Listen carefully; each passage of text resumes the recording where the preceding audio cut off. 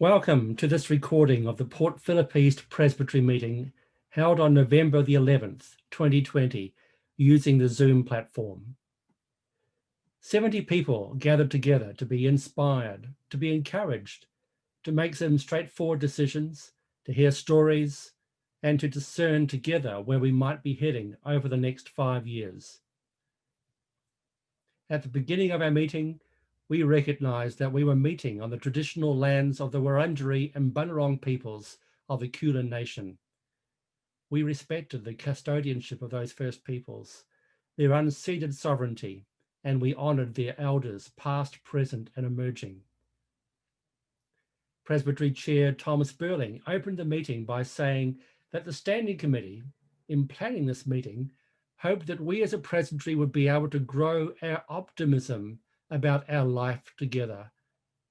It was Tom's hope, and all our hope, that as we met, we would get a sense that the Uniting Church in Victoria and Tasmania has a coherent plan to emerge from its financial challenges.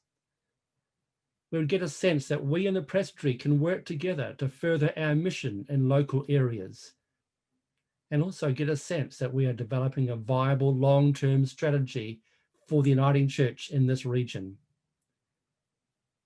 Our opening devotions included a TED talk from Dewitt Jones, Celebrate What's Right with the World. Dewitt is a well-known speaker who draws from his experience as a photographer with National Geographic to encourage his audiences to discover everyday creativity and to celebrate what's right with the world. He reminds us that there's always more than one right answer. He encourages us not to be afraid of making mistakes.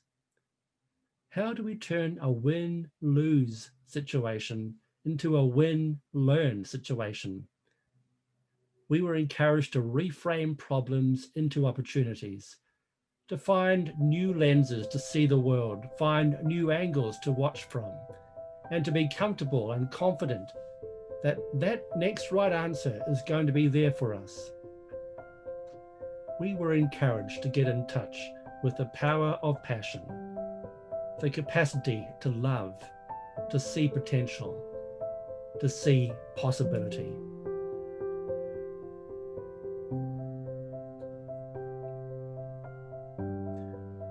Ho, everyone who thirsts, come to the waters, and you that have no money, come buy and eat. Come buy wine and milk without money and without price. Why do you spend your money for that which is not bread, and your labour for that which does not satisfy? Listen carefully to me and eat what is good, and delight yourselves in rich food.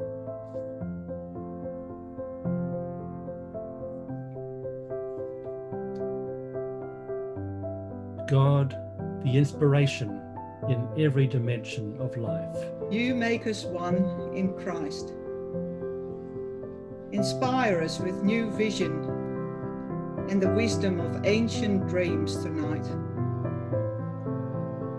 We bring our agendas, our stories, our wandering, our dreaming, in awe of your never-ceasing creativity and energy, lived out in our ever-changing world. Amen. Thank you very much, Annika and Duncan, for that inspiring introduction.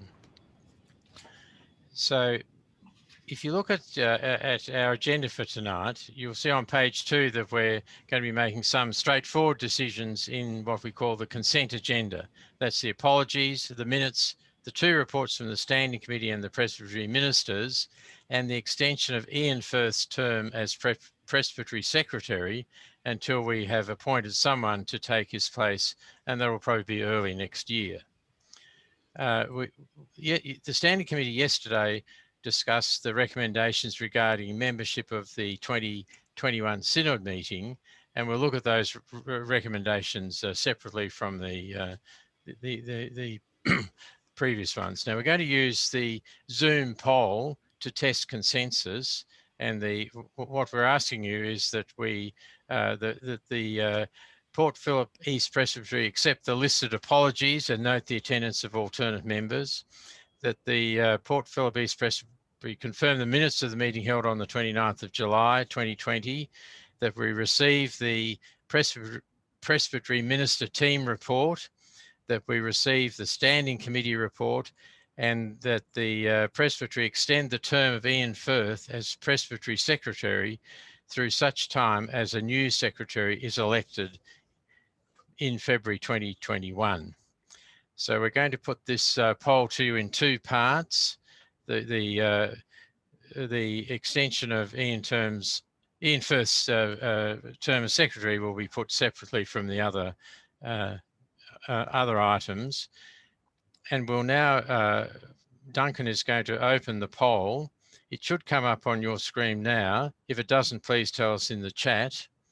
And you, yes or no, or have a question. And hopefully we don't have to go to the Supreme Court to test the decision on this one. Okay, so the voting is, people have stopped voting at this point, so we can close the poll if you like. Close the poll. So we can say there's consensus on both of those items. Thank you very much. And we now, so I declare that we have by consensus accepted the listed apologies, noted the attendance of alternate members, affirmed the July the 29th minutes, received the two reports, and extended the term of Ian Firth as Presbytery Secretary through such time as a new Secretary is elected in February 2021. We come to the next part of our consent agenda, which is membership of the 2021 Synod meeting. The Standing Committee has called for nominations for membership of the Synod meeting. We're able to have 21 lay people and 21 ordained people. These people don't have to be members of the Presbytery, but the regulations do require members of the Synod to be members of the Uniting Church. In our registration form, we ask people to name their congregation or ministry setting. The Standing Committee is aware that the category of membership is dealt with differently in every congregation, despite what our regulations lay out. If there's any concern about whether or not someone is eligible from a membership point of view, we can sort that out between now and February. So we've updated the list of proposed members in the document, Synod 2021 membership nominations, which should be in your Dropbox folder. We're very encouraged to see a healthy proportion of people under the age of 50 this year. We still have 9 spaces for ordained ministers and 2 spaces for lay members. We're aware that some of our ordained ministers may have held back nominating to allow younger members to be nominated, but we do need to get the names by the Synod to the Synod by December the 10th, and so we're asking for the Presbytery to delegate approval of further names to delegate the approval to the Standing Committee. We've also got to appoint 2 members of the Presbytery to attend the 2021 Assembly meeting in July 2021, 1 ordained and 1 lay. Members of the 2021 Synod meeting will have an opportunity to be appointed as members of the 2021 Synod meeting will also have an opportunity to be appointed as members as well as our Presbytery members. The Standing Committee is calling for nominations over the next month, and our deadline for names, once again, is December the 10th. So any questions or comments, have you got any questions or comments before I put the proposal to accept the current list of names for Synod 2021 and delegate further appointments to the Standing Committee? So if you have a question, I believe that if you unmute yourself, I'll see your name on my participants list. So if anyone has a question on that procedure, do it. I don't see any questions. So Duncan, have you launched the poll? Okay. So I declare that that has been, that the Presbytery has approved the table nominations and authorised the Standing Committee to approve further nominations for membership of Synod 2021. And we're now going to have a presentation by our Deputy Chair, Cameron McAdam, and Duncan MacLeod on the progress in the Here for Good and Money for Mission activities of the Synod. So Duncan and Cameron. Right, thank you very much, Tom. Now, Cameron and I are representing the Presbytery in the conversation across the whole of the Synod, which includes Synod staff and Presbytery representatives, thinking through the challenges that we're facing at the moment. And there are three big challenges that we're facing. You'll find these outlined in the, there's a document in the reports folder for this meeting, and you'll see more detail there. So first of all, that we have a financial challenge, which was always there for quite some time, that the Uniting Church in this region, we were spending more than we had income coming in on a regular basis. And we've been working on this for 2 or 3 years now, trying to find ways in which we can address this. But the COVID challenge over the last year has made this much more intense. And so whereas before we've been thinking about 2026, needing to sort some of our challenges out, now we're going to have to find some way of dealing with the issues before the end of 2022, so that in 2023 to 2026, we're not running out of funds and reserves across the whole of the Synod. There's a resourcing challenge. This is not just about how we stay solvent across the whole of Uniting Church, but how do we make sure that we're able to resource all the work we want to be able to do in our congregations and in our cutting edges as the Uniting Church. And the third challenge is reimagination of what it means to be the church in this time. And we know that things are different than they were 10, 20, 30 years ago. And we're having to reframe how we're going to be the church and how we'll resource that. So that will require some imagination in how we engage. So here's some of the financial realities. First of all, that the Synod doesn't just rely on the funding that comes from congregations. It also, the funding of what we do across the whole of the church has been significantly subsidized by a grant from Uniting Ethical, or UEthical, savings development organization. And on top of that, with the last year, the COVID situation has reduced the return on investments that the Synod has. So those two things combined, and then of course, with many of our congregations across the Synod finding that their rental income has gone down or other income has gone down, the mission and service giving has been reduced in the last year. So that's the realities that we're facing. And over the last 6 months, there's been a team set up by the Standing Committee of the Synod to deal with this. And I'm a member of that team. So the big way in which we're addressing this is picking up the project that we were already working on, Money for Mission, which was designed to support congregations in their mission, as well as provide an income that we share across the wider church. So this becomes more important. Well, it's going to be there for a long time, but what we do over the next 2 years with this will be quite critical. You'll see that there's cost savings there, and that is often linked with just not doing the same things as we've done before.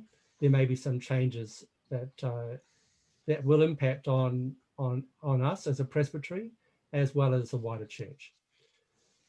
There's a hold or a reduction on grants to assembly and presbytery, and there's been a hold on grants to congregations over the next 2 years as we are facing this shortfall.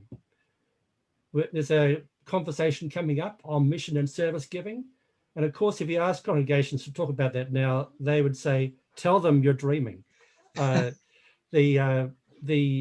reality is that right now it's not a great time to have that conversation. So we're holding that off until much later. And it's not just about people giving more, it's about how do we do mission and service as a whole framework better. And but that's not going to get us out of the challenges that we're in. And the other one is additional revenue streams, where the Uniting Church is exploring other ways in which we might find new revenue or enhance the revenue that we have available to us. So I'm going to hand it over to Cameron now to talk through the Money for Mission part of the project. So Duncan is part of the Here for Good group that's looking at this financial crisis and trying to find a way through. And I represent our Presbytery on what's referred to as the Presbytery Reference Group, which is kind of a space of, we meet with the Here for Good group. We've been meeting monthly, and it's a space of consultation and information sharing. So there's a range of ways in which, as Duncan said, that we're going to try and manage this crisis. But one of the main responses and funding for future institutional ministry and mission is going to come through the Money for Mission program. The Money for Mission program arose at the 2019 Synod meeting to enable responsible bodies to transfer property assets into financial assets that will generate a better return for congregations and presbyteries, and at the same time to sustainably fund the mission and ministry of the wider church. So the congregation or presbytery, who act as the responsible body for a property, that's the term that we use, they could choose to sell that property, and they would then receive a significant income for the work that they do for their mission. And there's a bonus then that is also that comes from that investment that goes to the work of the wider church. So in a sense, that investment is shared, or the proceed from it is shared, although the responsible body receives by far the greater portion of that.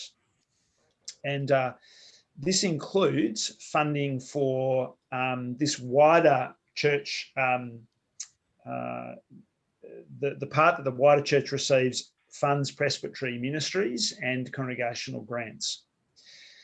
What's really important to note is that this program was being organised prior to there being any kind of COVID financial crisis. And I think this is a really important thing. The Money for Mission program was something that was well in plan prior to this happening. And I think that's important for everyone to hear and to know. This is an important way of freeing assets in the church in a new way to support ministry, mission, and new expressions of being church.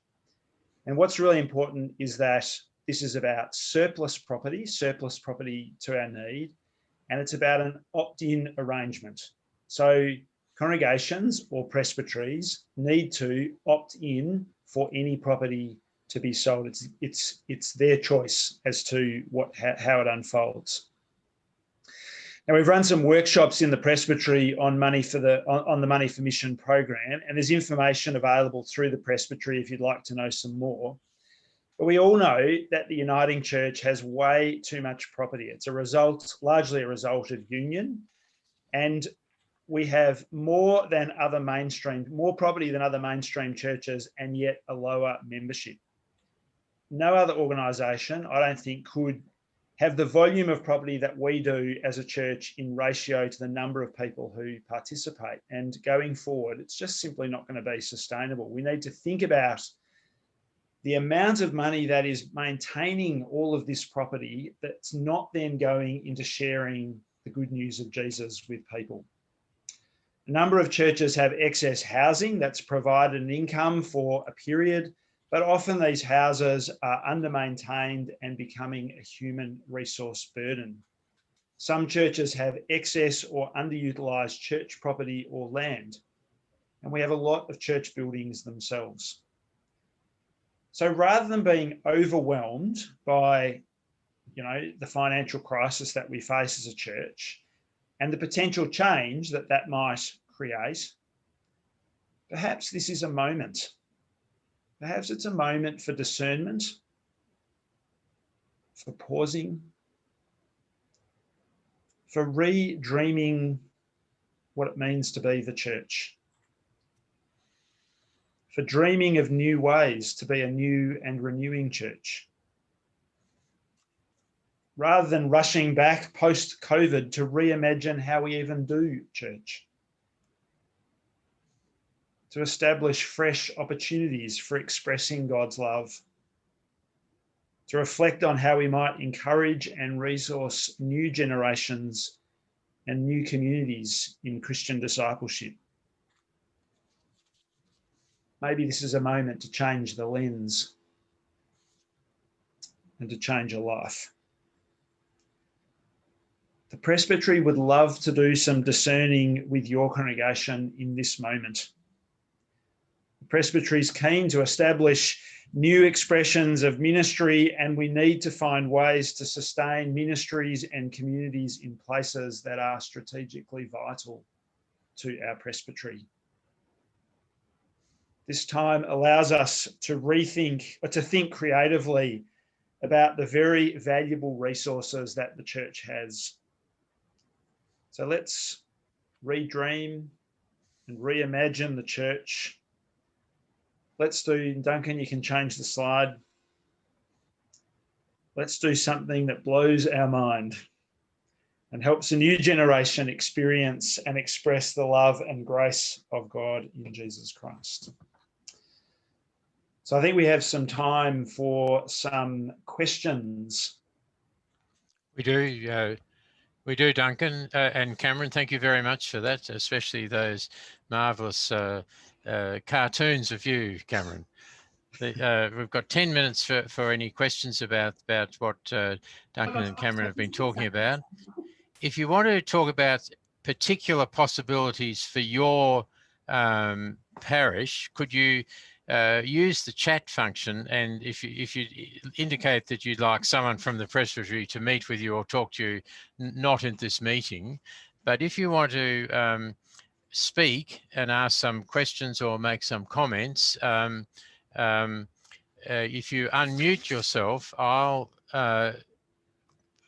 see that in my on my screen, and I'll call for you. At the moment, there is nobody wanting to ask a question or comment that I can see. Belinda, do you? I can see you on the screen. Yeah. Hang on, sorry. I'm in the same room as Kelly, and we were just echoey. I just have a quick question. I'm just, I'm not a particularly financially minded person, and I'm just a little bit unsure about, in the situation where maybe a congregation has several properties, that they're already receiving a significant amount of rental income on. How is this, I'm not unsure as to how this is of a benefit. Thank you, Kelly. Duncan is going to answer that. Yes, so there's a fairly straightforward process. So we have Elizabeth Adam, who's a member of our property committee, who's a great person to talk to if people want to explore this. And there's a one-page form to get started with this.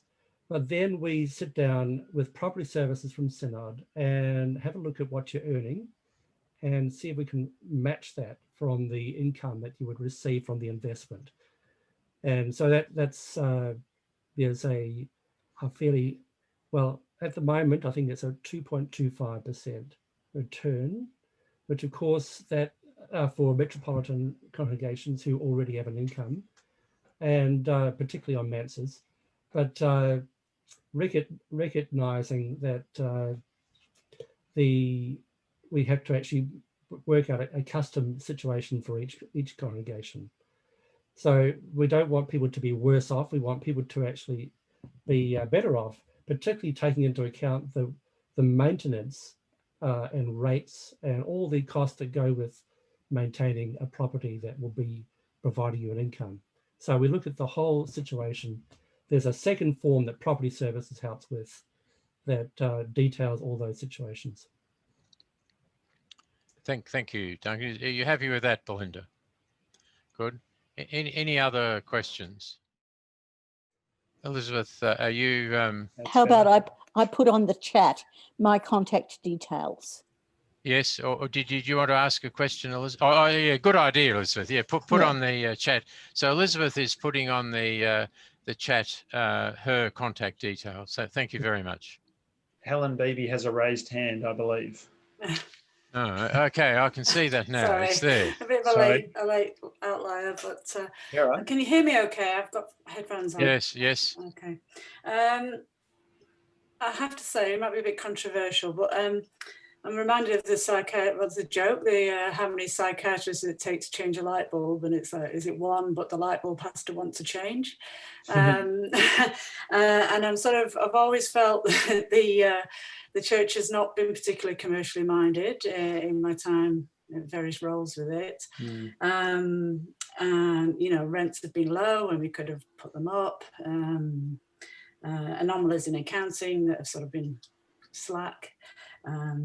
We've not done very good fundraising and community events and ticketing, etc. So there's lots of opportunities, and I just wonder whether, what's the appetite really, and how we're going to get grassroots sort of support to make that change. Maybe I can answer that one, Tom. Yep. I think the standing committee is already and the property committee are already aware of quite a number of congregations who have expressed interest. We started talking about this back in February, and we've had workshops where people came along, treasurers were there. And the great thing is that we've had some initial interest already. Elizabeth, we've set her the task of following this through to make sure we don't drop the ball. And she's also chasing up Synod Property Services as well to make sure we get the right support. And on the other hand, Helen, yes, there are some congregations who will need to rethink at the moment. And the COVID situation has brought some of those situations to the fore where we've had to realize, hey, we can't sustain what we're doing for much longer. And so the Presbytery is ready to have those conversations. But we've been holding off on those kind of things because it's not easy to have a conversation about these difficult issues when you actually can't meet in person. So in the new year, we'll be, Cameron is heading up a consultation team, and we'll make sure that we have really good processes to listen, to explore, to reimagine, and work out how do we be the church. And that may mean some changes for some people, but we want those changes to come from the grassroots rather than the top. Okay, so that's about going on a journey together through this. And in some ways, the video we had earlier of that speaker inspires us to reimagine. Yes. Thank you very much. I believe that. Thank you, Helen, for that question. I don't see any other questions, so let me see if I can get on to the approval of the budget. Tom, can I just make a comment? You can make a comment, Gavin. It's just that we're not, as the chair of property committee here, we are not expecting only congregations to be involved in this. The Presbytery itself has property, which we are in the process of trying to sell so we can invest in this Money for Mission program, because we believe that that is the best way of utilising this property. And we are quite happy to talk with congregations, as Duncan has said, and try and help them through difficult decisions or decisions that they would like to make, and understand what details are involved. So Elizabeth is the first point of contact, but also myself, if congregations or church councils wish to contact me, feel free to do so. Thank you. Thank you very much, Gavin. And Elizabeth has her contact details in the on the chat. Okay, so third time lucky, Jeff. Thanks, Tom. Hopefully everybody has had a chance to look at the budget that was with the meeting papers. I would like to stress that this is something that all congregations should be doing. They should be having their budgets for the next financial year approved before the beginning of the financial year. So if your congregation hasn't as yet or doesn't have planned having your budgets approved before the end of the year, I would suggest that you have a chat to your treasurer, because it's a crazy situation. We've had situations where congregations are approving their budgets in May. So we're already 4 months into the year before they start approving their budget for the year, which is somewhat counterintuitive. So before I open the floor for questions, I just wanted to show you a couple of slides to just give you an overall picture of what our income and expenses are like. So you can see from this chart that the majority of our income comes from Synod, and at the moment that's in two parts. One is a block grant that we get every month, and that is actually being halved next year from what we've received this year. And the other large portion is the 50% of a stipend that we receive from the Presbytery's Additional Resources and Innovations Fund. And that's to fund 50% of UNICA. The property income is from a manse allowance that we're paid by a congregation who's using one of the Presbytery manses, as well as from the rental from the Gardner preschool. And the programs, the PPE programs, includes a decision that was made by Finance Committee and Standing Committee at the beginning of this year, which is to draw down interest from our interest-only mission fund to use to support the implementation of the mission pilot programs. Jeff, it might be worth mentioning that Craig and I are both paid directly by the Synod. Yeah. Yes, that's and the other 50% of UNICA is paid directly by the Synod. Yes. Yep. From the expenses perspective, you'll see that the majority of our expenses are staffing expenses. So that's the 50% of the stipend, as well as the salary for the new administrator/secretary position, as well as ancillary staffing costs such as work cover, group supervision for our PMs, and a couple of other minor things. The program's budget includes the funding for the mission pilot programs. And you'll notice if you look at the actual numbers that it's a small increase from last year, but that's because there's a plan to expand the mission pilots during 2021. And the office expenses, which is another large chunk, includes the rent we pay to Noble Park for the use of the office, as well as all the office running expenses, IT, phones, etc. And the property services is the money that we have to spend for our own manse and for the manses that our Presbytery ministers are using from a couple of congregations. The manse allowance itself is actually paid by Synod. We need to pay the rates and all those sorts of costs. So that's what the property services is. So if you look at the numbers, you'll see that next year we're look like having a deficit of around $12,000. Just so that you're aware, our reserves at the beginning of next year look like being about $760,000. So we are in a healthy financial position at the moment. However, moving forward, we know that things are going to get a little bit tighter when we start losing some of this money coming from Synod, and if depending on the other programs that we want to run, we will potentially start eating into that excess. I'm now happy to open the floor to any questions. So if you would like to unmute your microphones, if you have a question, and I will do my best to answer. So if you want, Gavin, have you got a question? Just a comment, Jeff. The financial year for churches and presbyteries is January to December. That is correct. I think that might be a problem for those people that doing their budgets in May. We only have one congregation in the Right, Presbytery okay. that runs on a calendar year, a financial year budget, of financial year reporting. All the others are calendar year.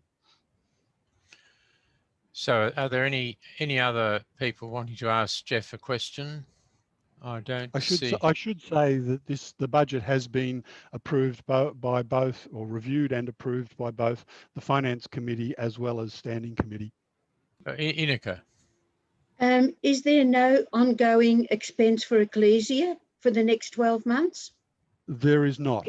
The Ecclesia contract finishes at the end of December, though because of COVID-19, an arrangement was made with Phil that he will be doing some work next year, but it's already been pre-funded. Thank you. Ian Kaiser, I think, has a... I've got a much more general issue. The Presbytery has set up an interest-only mission fund. I guess the dream that I had for when that was started is to discover ways of persuading the membership of the Uniting Church in the whole Presbytery of finding opportunities to contribute to that. What steps, if any, have been taken in that regard? I think, Ian, that the money for mission program is actually a whole lot more flexible than the interest-only mission funds. And I think the focus will be on having congregations contribute to that rather than to IOMF. I can't see any other questions. So I put the proposal that the Port Phillip East Presbytery adopt the 2021 budget, and we're going to use the Zoom poll again, and voting starting now. And by the way, if anyone does have any questions that comes up later, please feel free to contact me. I'm more than happy to discuss things with you. Declare the poll is closed, and we've got, by consensus, have adopted the 2021 budget. So thank you very much, and thank you, Jeff, very much for all the work that you do as the treasurer, with the occasional help from the Finance Committee. So thank you very much, of which I'm a member. So when we were, the Standing Committee was planning this meeting, we thought that we were very encouraged this year by the spirit of optimism and a sense of progress that's being made despite the COVID-19 restrictions, and that our view is that the spirit is moving in our presbytery. And we thought that it'd be a good idea to have two stories about that tonight.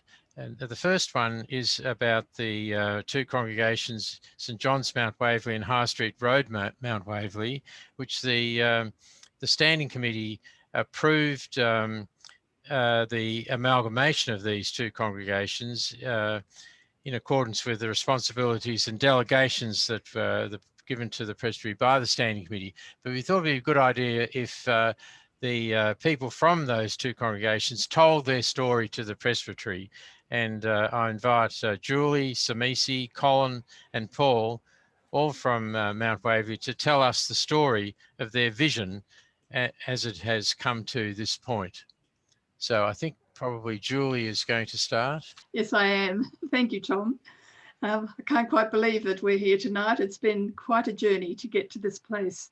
When I first came to High Street Road 12 years ago, our church council had been contemplating the long-term future of our church for some years, and they recognised its ageing nature and pondered what the present congregation could do to ensure that there would be a vibrant Uniting Church presence in Mount Waverley for decades to come.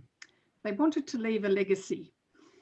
There are 5 Uniting Churches in our community, and initially we established an informal cluster working together in areas such as social justice and mission, especially homelessness and dementia support, and also adult education and holding public forums and sharing a combined annual service. And this continues today with all 5 churches, and it's a great blessing. High Street Road felt that this was insufficient to ensure the long-term legacy we dreamed of, and St John's felt the same. They had been without a minister for some time, whereas High Street Road at that point of time had 2 ministers. So Reverend Scott Finlay and I provided supply to St John's for quite a period of time, and mutual trust began to develop. We then began to worship together once a month, getting to know one another and gaining insight into our cultural differences. We found that we shared the same dream, that the High Street and St John's uniting churches would combine, and that it would become a new church community, not just the simple sum of the 2 present aging congregations. When our 2 congregations voted recently, the decision to amalgamate was almost unanimous. I guess thinking about our TED Talk tonight, more than 200 people changed their lens from fear of change to embracing great possibilities. We found that we are frequently being asked the question, what are you going to do that's different? Well, most of us during COVID-19 has seen with us worshipping together online, resulting in the beginnings of an online community, which is viewed each week on our combined website. However, far more significant are our plans to bring our new church to the people of Mount Waverley, but I will leave it to Samisi to share this exciting concept with you a little later. And finally, to quote from our vision and values statement, with the grace of God, it's our hope and our commitment to ensure that our current congregations leave a legacy of a vibrant, uniting church presence, centred in Mount Waverley, in service to the local community, in ecumenical fellowship with other churches, and in partnership with Uniting Church and other agencies and the Monash Council. Thanks, Tom. It became clear to me quite some time ago that many members of our congregation at St John's had a great deal of commonality of interest with people at High Street Road. And I think that members of both congregations have been talking about the possibility of a merger of interest for more than 10 years. But 5 years ago, Paul Curtin and I met informally to discuss how we might actually proceed to test the hypothesis that our congregations would support that merger and how we should then start going about working to do that. I think I won't speak for Paul, but I worked fairly hard with our own church council to put to them, I guess, a series of strategic observations about the future and ask them to think and pray about the road ahead. And within a few months, we were able to put together with High Street Road one congregation steering committee that consisted of a few people from both church councils. And we've been meeting together now for 5 years in order to bring this merger about. I think the one congregation steering committee was able to grapple with the very long-term problems and some intractable issues like property decisions, but we were able to convince ourselves that there were a series of stepping stones into the future where we would deal with the first issues first. We would put aside consideration of some of the more difficult issues, and we would essentially proceed to work forward in solving some of the seemingly intractable problems with a great deal of faith and encouragement. And that has occurred. Two things strike me as relevant, and that perhaps it comes from my own personal management experience. That first observation is that when intelligent people are given an opportunity to share the same set of data, they frequently come to the same conclusion. And I think the second issue is that we were very much guided by one of the members in the High Street Road community who realized just how important communication was. And we have for some years now been putting together a newsletter under the banner of one congregation, but being very frank with our two congregations about the issues that we face, the discussions that we've had in our one congregation steering committee. And I think overall the success of the merger, as Julie said, resulted initially from a great deal of mutual respect, but also from the sharing of information and the feeling of trust that's embodied by frank communication and open communication on a number of issues. So I'd like now to pass over to Paul Curtin to give his views from the High Street Road side. Thank you. Okay, thanks, Colin.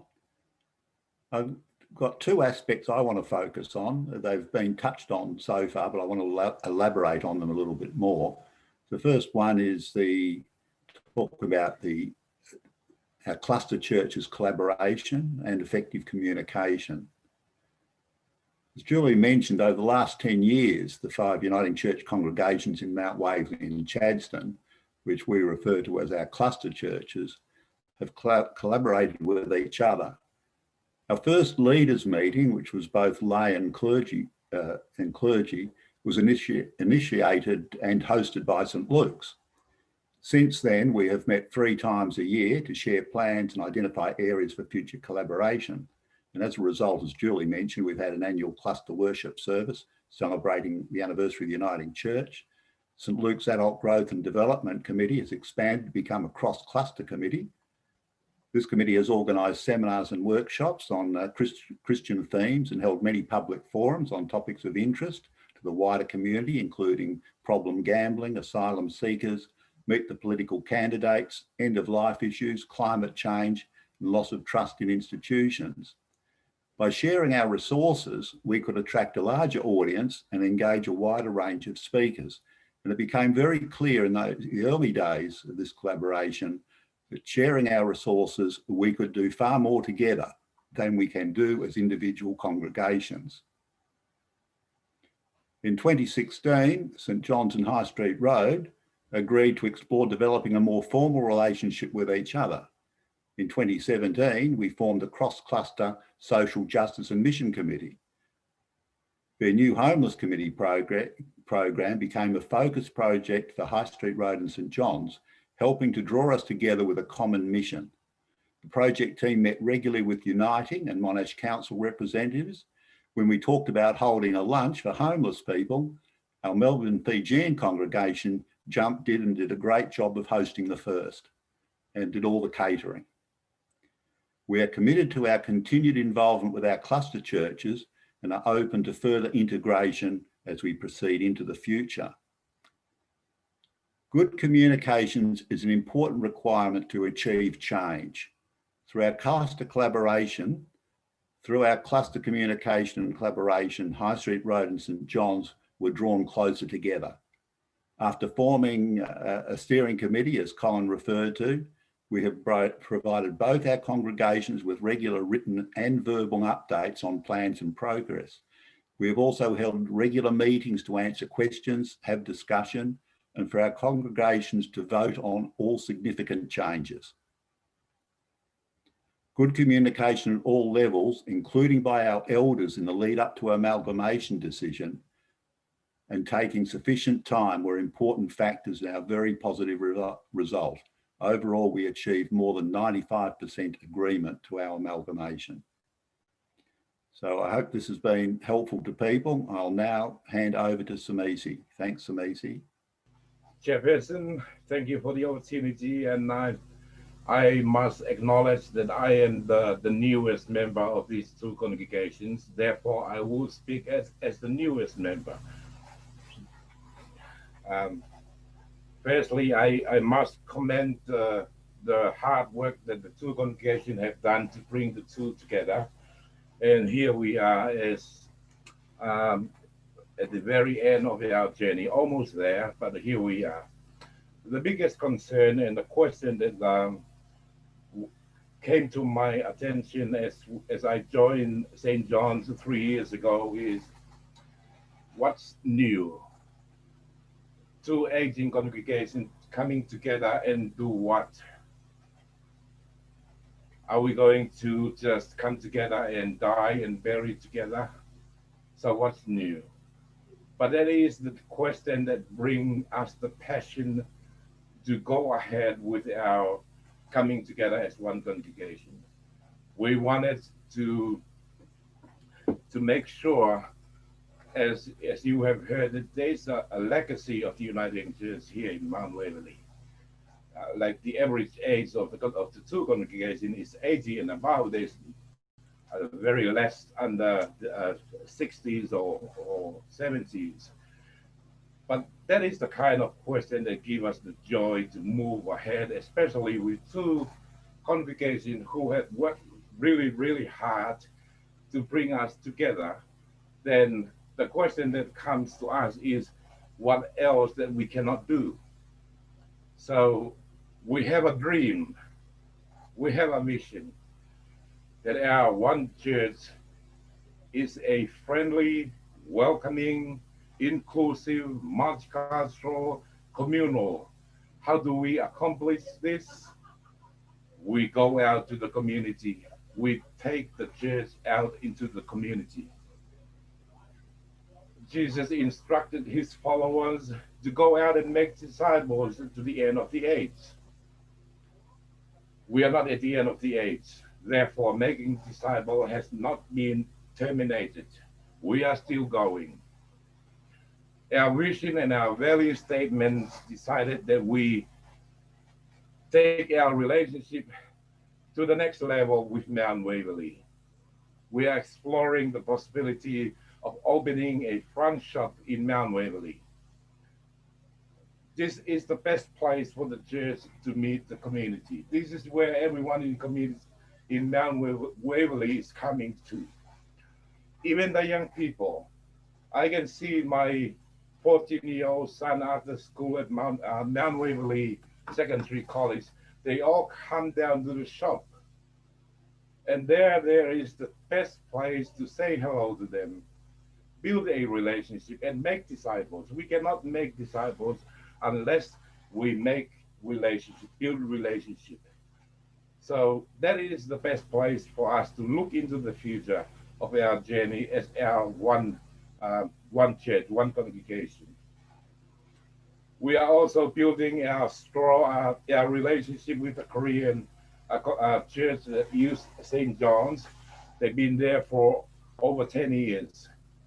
And we are building a stronger and closer relationship with this congregation.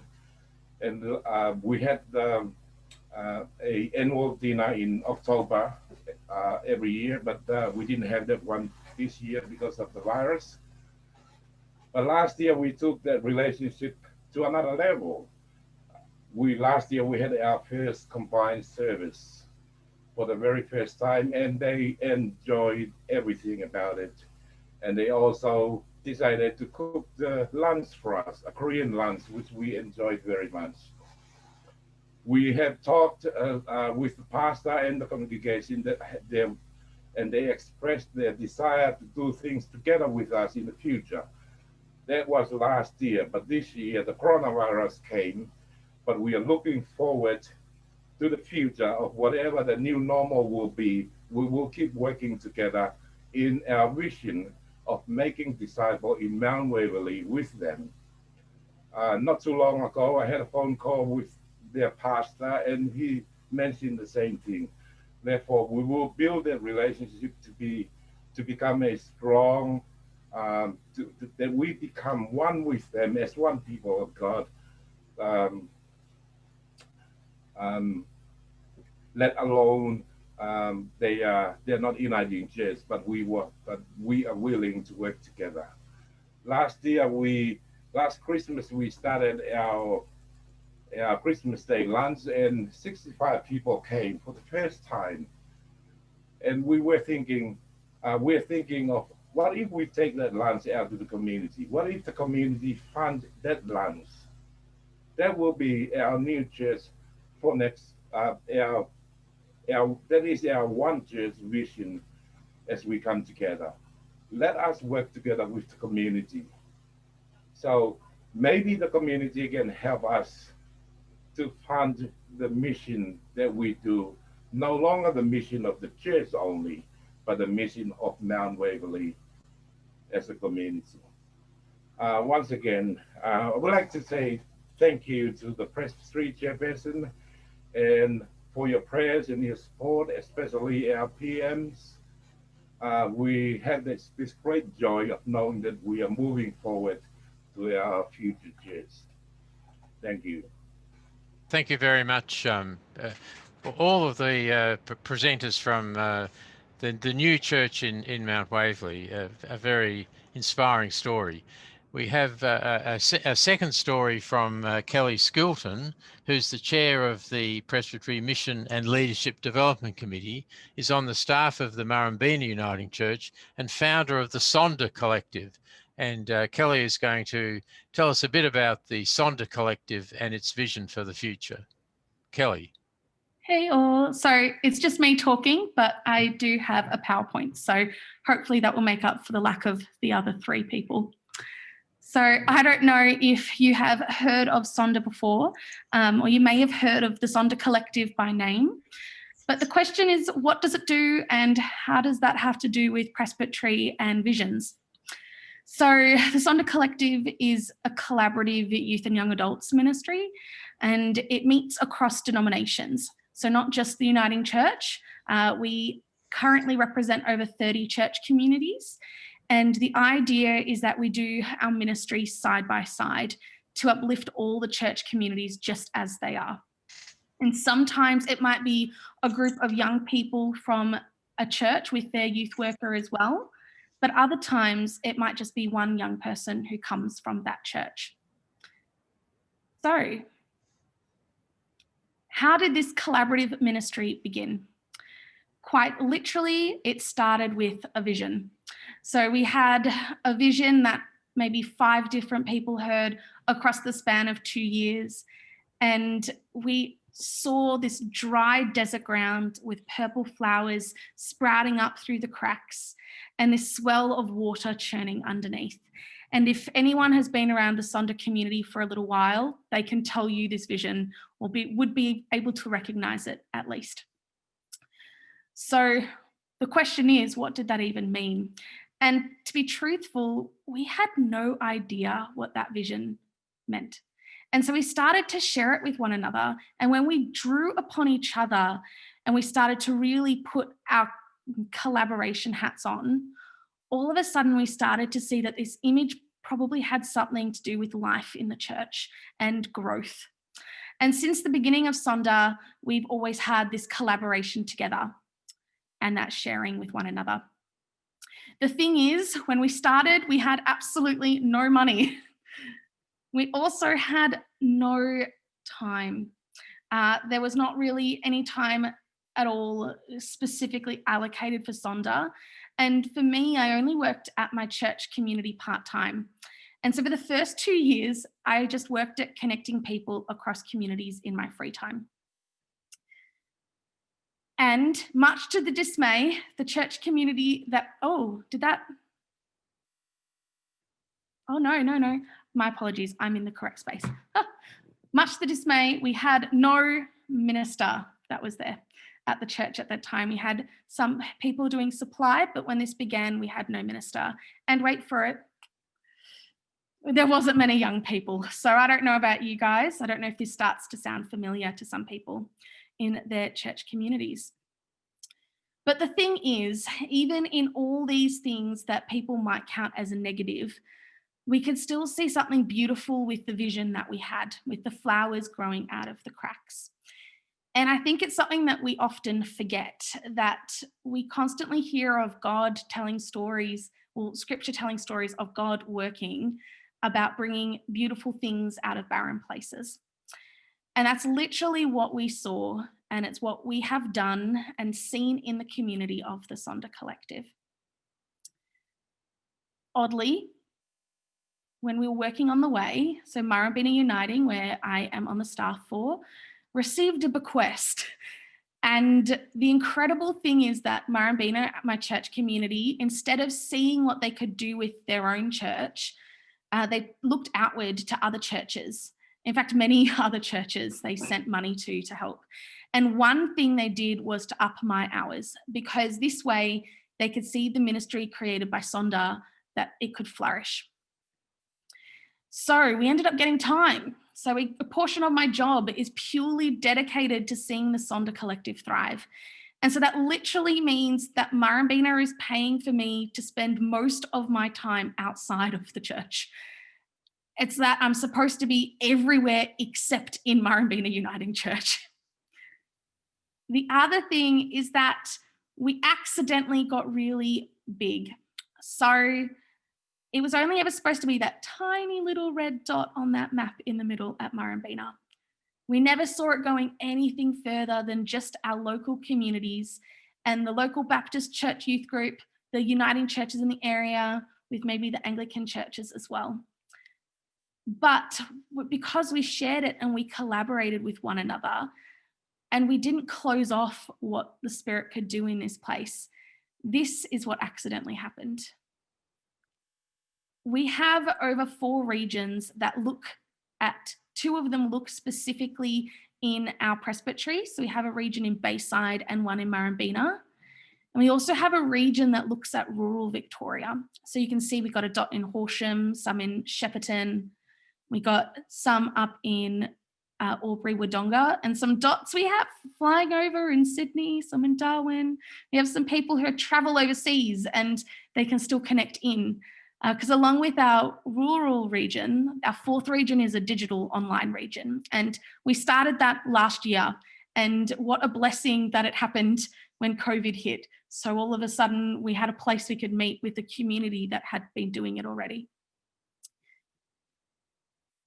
These things moved and changed unexpectedly with our visions. And people started to not only see that Sonder Collective was a collaborative space, but there was benefits also for individual congregations. So the Embody Network, this quote on here, I'll read out for us. It's the youth and young adults arm of the Churches of Christ. They have this to say. So what we find truly special about the Sonder Collective is they hold the tension between age-based ministry and the intergenerational kingdom of God. The Sonder Collective exists to help the local church spiritually nurture the young people in their community, believing we can do more together than we can apart. And isn't it awkward when someone figures out how to say what you do better than you know how to say it? So I was like, yes, thanks guys, nailed it. So what does that mean for now? Well, we still have our regions that we meet together, and we're having conversations with what it means to start groups that can connect together, whether it's Bible studies or youth groups or gatherings, maybe camps. And these conversations are popping up all over the place. So feel free to get involved in that conversation as well. There are lots happening and we'd love to be able to connect and start working things together. The other thing is time. Seriously, I'm like, speak with me if you're interested to get involved. Because half my job is really not even supposed to be in my church. I'm paid to come to yours, so let me know.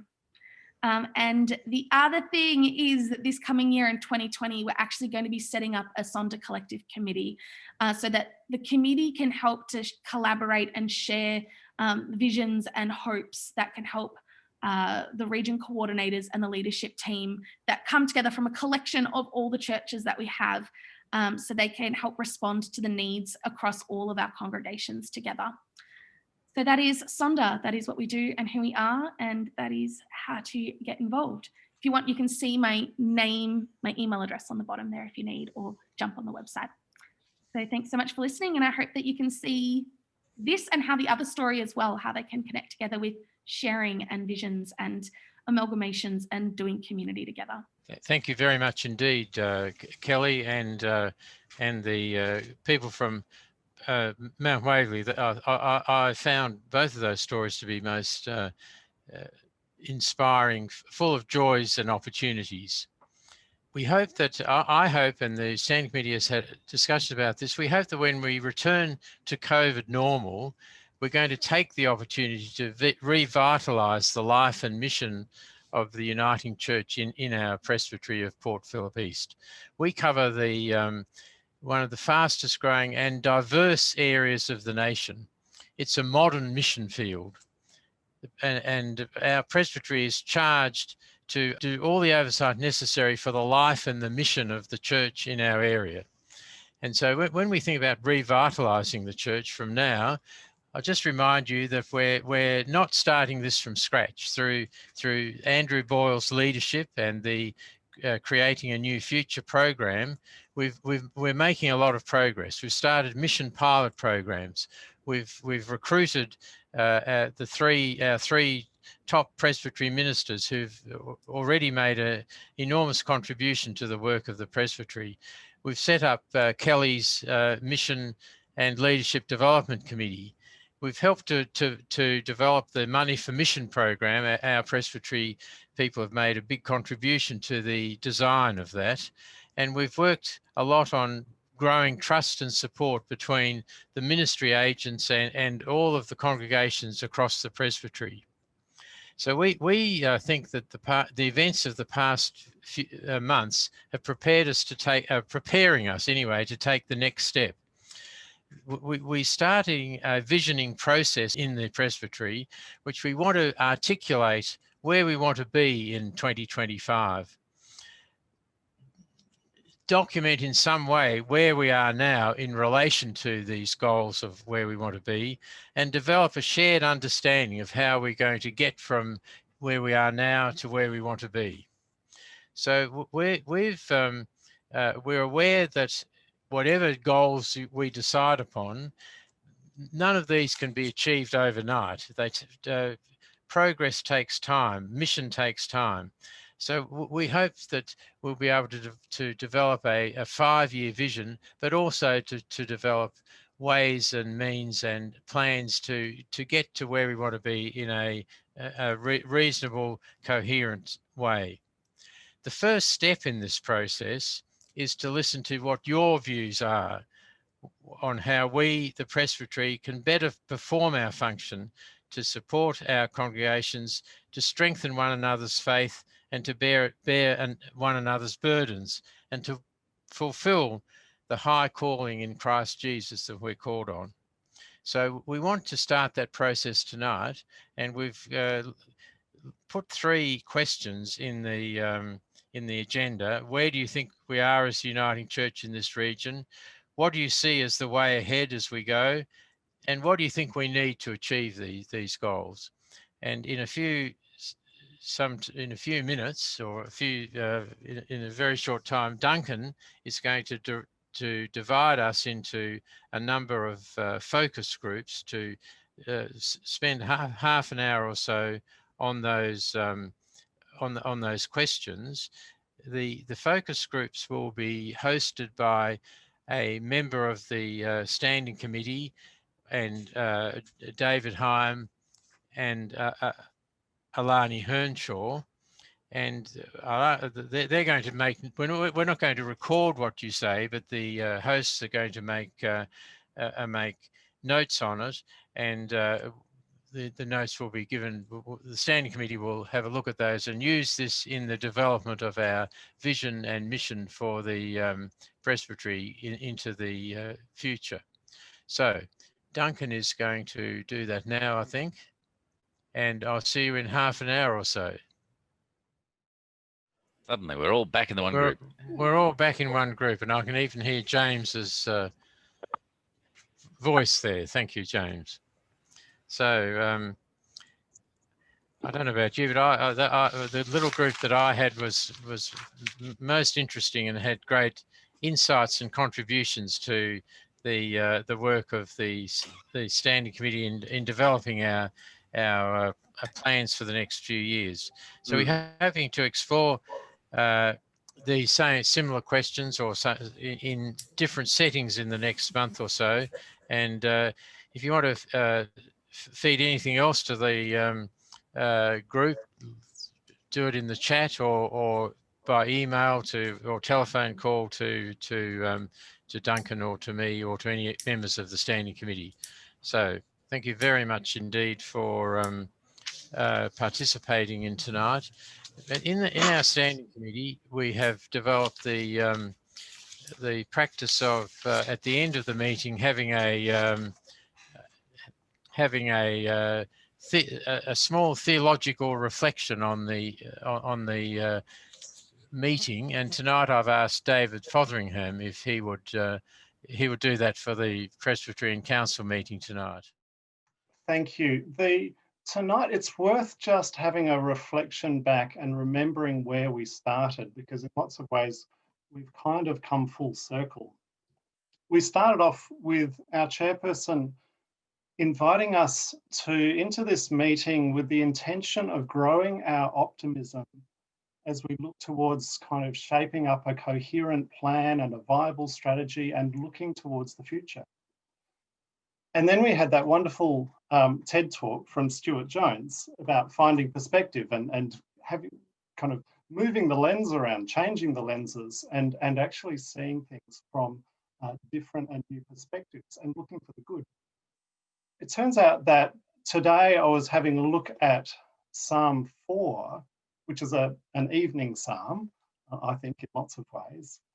And one of the things that it says within it, in verse 6, it says, there are many who say, oh, that we might see some good.